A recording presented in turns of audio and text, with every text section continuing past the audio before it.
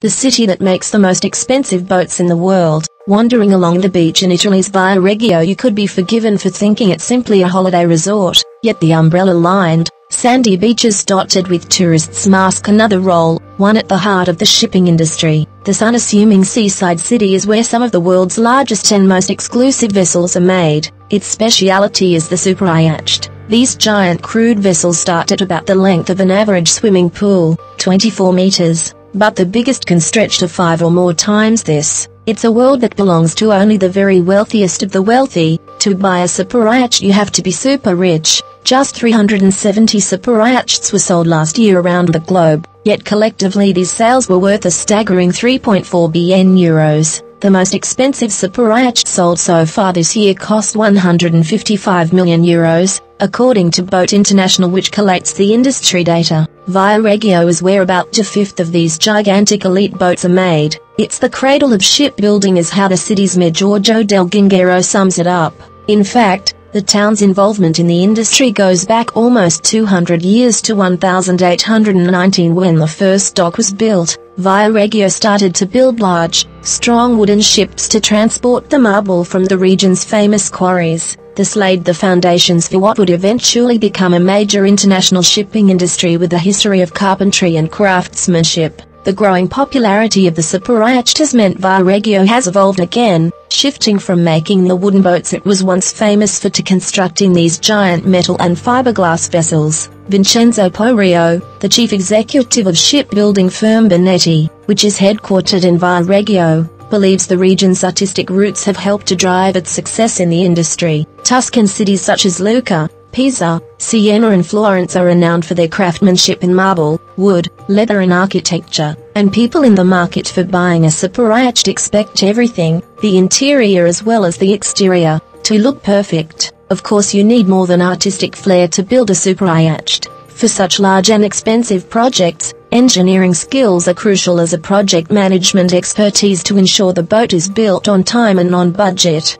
But Mr. Porio says the most important attribute to be successful in this industry is people skills to enable them to deal with the often challenging demands of the super rich. Maintaining good relations matter because it's a personal transaction, not a business one, he says. At the end of the day, you are building a big toy, probably the most expensive toy in the world. In contrast to similar industries such as luxury cars or private aircraft, it's much harder to build these vessels in a standardized way. In our case, most of the time we start from scratch, so the client is not buying a product, he's building a product, which makes a huge difference. Most of the time it's not easy to manage these requests, says Mr. Porio. This approach is now starting to shift, with some shipbuilders including Bonetti and Perini Navi, building smaller superyachts without first receiving an order. For their wealthy customers, used to getting things when they want them, an instantly available boat is a big attraction, but for the firms investing millions when they don't yet know if they'll be able to find a customer, it is a risky strategy. Yet Burak Gagel, a managing director at shipbuilder Perini Navi, says he's not worried.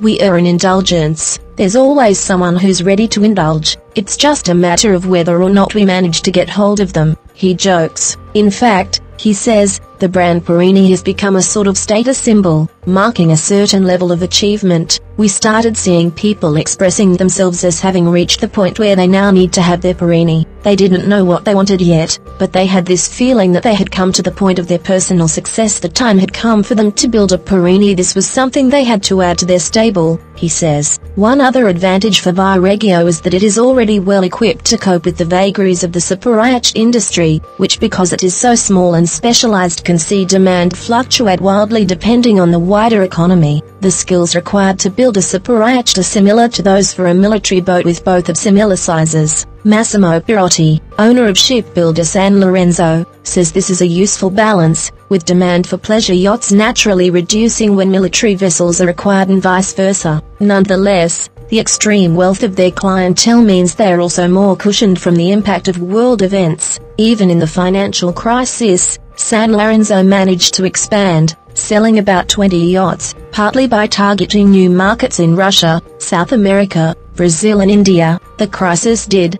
However, mark a shift in their customer base. Instead of getting people who wanted a Superyacht to show how rich and powerful they were, he says, most customers are now genuinely interested in boating. Yet even with a flow of wealthy customers ready to indulge, the Italian industry is facing competition from other rivals within Europe and even China. Lower labor costs and raw materials mean these countries are able to produce a cheaper boat. But Benetti's Mr. Porio says that for the very, very, very rich people they cater for, price isn't what matters. When people are spending millions and millions of euros, the brand has to mean something, he says. He believes things like the customer relationships and service they offer, as well as the guarantee of a certain level of quality, means they should be able to keep customers from going elsewhere. San Lorenzo's Mr. Perotti agrees, if you buy a Superyacht it's for yourself. You like technology, design, luxury, it's not cheap and you're not looking to have it at the lowest cost. In the end, it comes back to what Vareggio has always been renowned for, artistic flair. The characteristic of the Italians is individualism and creativity. Maybe you buy a German car because the Germans are better in organization,